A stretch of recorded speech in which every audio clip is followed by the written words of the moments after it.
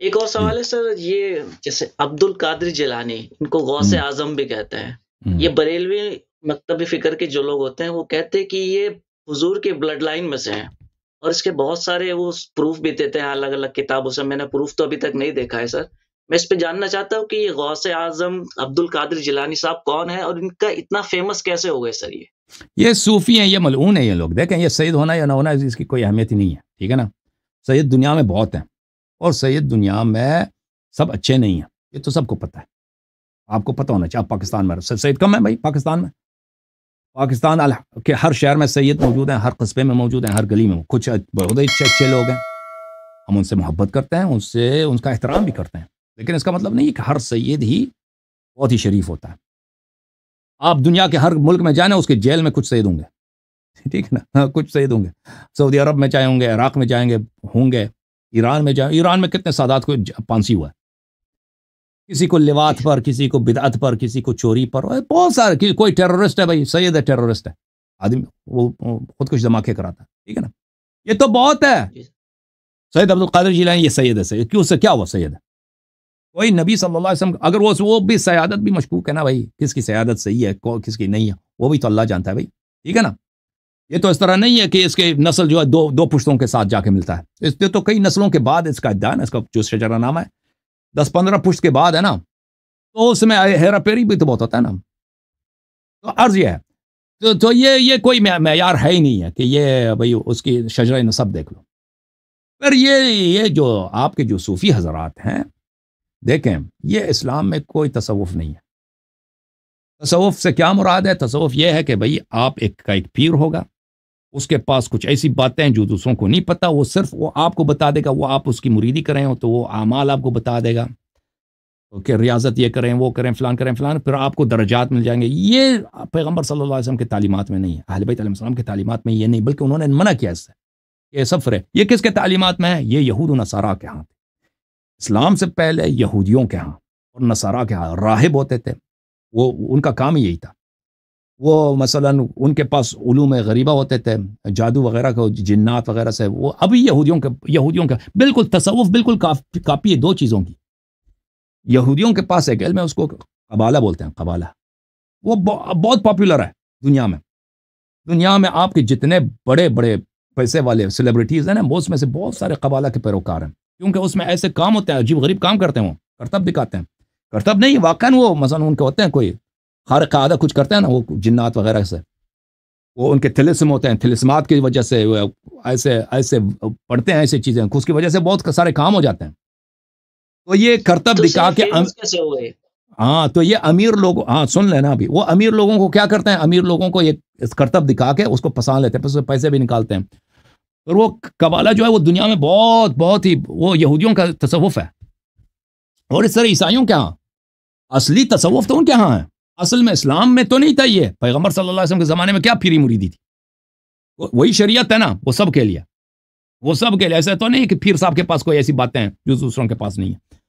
تو بہرحال یہ پھر یہ بعد میں بنی امیہ کے اواخر میں، بالکل بنی عباس کے زمانے میں، بنی عباس کے ابتدا میں یہ امپورٹ کیا گیا، یہ لایا گیا عالم اسلام میں۔ بہت سارے عیسائی جو بظاہر مسلمان ہوئے نا، اور یہودی جو مسلمان ہوئے، وہ اپنے افکار کو انہوں نے نہیں چھوڑا، کیونکہ ان کے بڑے بڑے علماء ہوتے تھے، ان کو بہت ساری باتیں پتہ تھی نا، پرانے ان کے جو افکار تھے، طریقہ کار تھے، اسی کو انہوں نے اسلام کا روپ دیا۔ اور تصوف ایک ایسی چیز ہے بھائی، یہ کبھی اسلام کے روپ میں ظاہر ہوتا ہے، کبھی تشیع کے روپ میں، کبھی سنی کے روپ میں، کبھی ہندو کے روپ میں۔ اب آپ کے جو صوفی حضرات ہیں، یہ دیکھیں، ان کو ہندو ان کو بہت پسند کرتے ہیں، صوفی جو ہستیاں ہیں نا بڑے بڑے، ہندو ان کو پسند کرتے ہیں، کیونکہ یہ ایسنس میں ایک ہی چیز ہے، ایسنس میں یہ ہندوازم اور تصوف ہے، اس میں فرق ہی نہیں، صرف لبادہ اسلام کا ہے۔ وہ کسی بھی، اور تصوف کے اکابر کے کتب میں نے پڑھا کہ سب دین سے ہی ہیں، سب دین سے ہی ہیں۔ تم چاہے، اللہ جانتا ہے، میں نے خمینی صاحب کے کتب میں وغیرہ یہ واضح لکھتے ہیں کہ تم چاہے بت کے سامنے سجدہ کرو یا مسجد میں یہ ایک ہی، اللہ کے سامنے سے ایک ہی ہے، مسجد اور بت خانہ ایک ہی ہے۔ یہ ظاہر، یہ کہتے ہیں ظاہر ہی ایسا ہی ہے، یہ شریعت ان کے لیے ایک کیا ہے، ایک اس کو ظاہر بولتے ہیں، یہ ایک لبادہ ہے جو اس کو کبھی آپ نکال بھی سکتے ہیں، کسی اور شریعت میں بھی جا سکتے، اصل چیز تو اور چیز ہے نا، اور چیز کو مانتے ہیں، حقیقت، وہ اس کو حقیقت بولتے ہیں۔ تو تصوف میرے بھائی عرض یہ ہے کہ یہ تصوف امپورٹ کیا گیا، اور یہ اہل بیت علیہ پیغمبر کے زمانے میں صلی اللہ علیہ وسلم کے زمانے میں یہ نہیں تھا، لذا ان کے احادیث میں آپ کو نہیں ملے گا کہ انہوں نے صوفیوں کو لعنت کی ہو یا مسلمانوں کو منع کیا ہو، لیکن ائمہ اطہار علیہ السلام کے زمانے میں یہ آ چکا تھا، اور بڑے بڑے صوفی ہوتے تھے، تو انہوں نے اپنی شیعوں کو بہت سختی سے منع فرمایا کہ ان کے پاس نہ جاؤ۔ تو یہ عبد القادر جیلانی اور جیسے لوگ بہت زیادہ ہیں، اور ان سے کرامات منسوب کرتے ہیں وغیرہ وغیرہ، تو ان کا یہ جو چیز ہے نا، تو میں نہیں کہتا کسی کے پاس کرامت نہیں ہوتا، اگر کوئی انسان دیکھے، لیکن یہ تصوف سے اس کا کوئی ربط ہی نہیں۔ جو بھی شخص اللہ کا خوف کرے، حلال بجا لائے، حرام سے دور رہے، واجبات بجا لائے، مستحبات پہ عمل کرے، ہو سکتا ہے کہ اس سے کرامت، وہ اللہ کا قریب بن جاتا ہے۔ تصوف اس کا راستہ نہیں ہے۔ کوئی صوفی اس کا تصوف اور چیز ہے بھائی، اللہ جانتا ہے کہ ان کی یہ جو صوفی ہے نا، یہ آپ ان کے پاس 40، میں نے ان کتابیں بڑی پڑھی ہیں، ان کے دو طریقہ کار ہیں۔ ایک ان کے اندر کی باتیں وہ جو کسی کو نہیں بتاتے، جو بڑے بڑے صوفی پیر ہوتے ہیں نا، ان کے اندر کی باتیں وہ کسی کو نہیں بتاتے، اور ایک ظاہر ہوتا ہے جو اپنے مریدوں کے لیے ہوتا ہے۔ آپ ان کے 50 سال ان کی مریدی کریں، وہ آپ کو سچ بات نہیں بتائیں گے حقیقت کیا ہے، وہ آپ کو اسی طرح لٹکاتے رہیں گے، آپ سے کام اپنا نکالتے رہیں گے، آپ سے وہی جو ان کا نوکری کروانا ہوتا ہے نہیں بتائیں گے، لیکن وہ بعض جگہوں پہ وہ لکھتے ہیں کہ ان کی حقیقت کیا ہے۔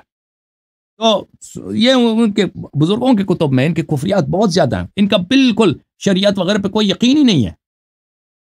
یہ مسلمانوں میں آ جاتے ہیں، مسلمان بن جاتے ہیں، ہندو میں جا کے وہ ہندو بن جاتے ہیں، کرسچن میں جا کے کرسچن بن جاتے ہیں۔ ان کی مجبوری ہے کہ جب مسلمانوں کے درمیان رہتے ہیں تو ان کو شریعت کا خیال رکھنا پڑتا ہے، لا الہ الا اللہ محمد رسول اللہ کہنا پڑتا ہے، قبلہ کو ماننا پڑتا ہے، لیکن وہ ان کا عقیدہ نہیں ہے۔ خود اپنی کتابوں میں ابو بکر ابن عربی وغیرہ وغیرہ وغیرہ یہ سب کہتے ہیں کہ وحدت الادیان، کہ سب دین ایک ہی دین ہے، یہ سب حقیقت میں ایک ہی بات ہے، اس میں کوئی فرق ہی نہیں ہے۔ بہرحال تو عرض ہے عبد القادر جیلانی وغیرہ یہ سب اہل بیت علیہ السلام نے ان لوگوں کو لعنت کیا ان کے طریقہ کار سے اور ان کے اتباع سے۔ دیکھیں، اگر کوئی سچ ہے، حقیقت ہے دنیا میں، قرآن و سنت سے خارج نہیں ہے۔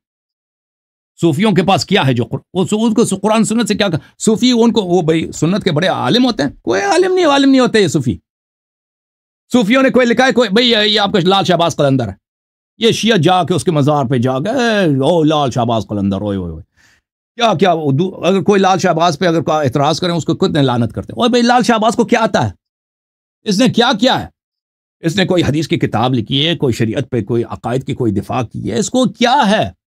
یہ صرف ایک صوفی تھا، اس کے اشعار واضح تو پہ دلالت کرتے ہیں کہ کٹر صوفی تھا یہ، اور یہ اسماعیلی تھا۔ اور صوفی حضرات یہ ہوتا ہے کہ اپنے کتابوں میں یا اہل بیت علیہ السلام کی جو مسلمان صوفی ہیں نا، جو ہندو صوفی ہیں وہ تو اپنے وہ بھگوان وغیرہ کی تعریف کریں گے، مسلمانوں میں جو رہتے ہیں وہ تو بھائی وہ ضرورت کو دیکھتے ہیں، بھائی دنیا کو دیکھتے ہیں کہ کس کا پلہ بھاری ہے۔ اگر ان کی منفعت اس میں ہو کہ ابو بکر عمر کی شان میں منقبت لکھیں، وہ لکھ دیں گے بھائی اس کی شان میں بڑے لمبے۔ اور اگر ان کو یہ پڑ جائے کہ بھائی یہاں پہ شیعہ زیادہ ہیں، تو وہ اہل بیت علیہ السلام کی منقبت میں کچھ اشعار لکھیں گے۔ تو یہ محبت کا اظہار جو ہوتا ہے یہ تشیع کی دلیل نہیں ہوتی، ہدایت کی دلیل۔ ہدایت کا معیار صرف کیا ہے؟ کتاب، سنت، حدیث ہے۔ کتاب، سنت، حدیث، اس کی اتباع کریں۔ عبد القادر جیلانی کا اس میں کوئی رول ہی نہیں ہے بھائی، وہ بلا وجہ ایسے ہی ہے، ٹھیک ہے نا، صوفیوں کے پیروں میں سے ایک پیر ہے، ختم۔ ٹھیک ہے، تھینک یو سر۔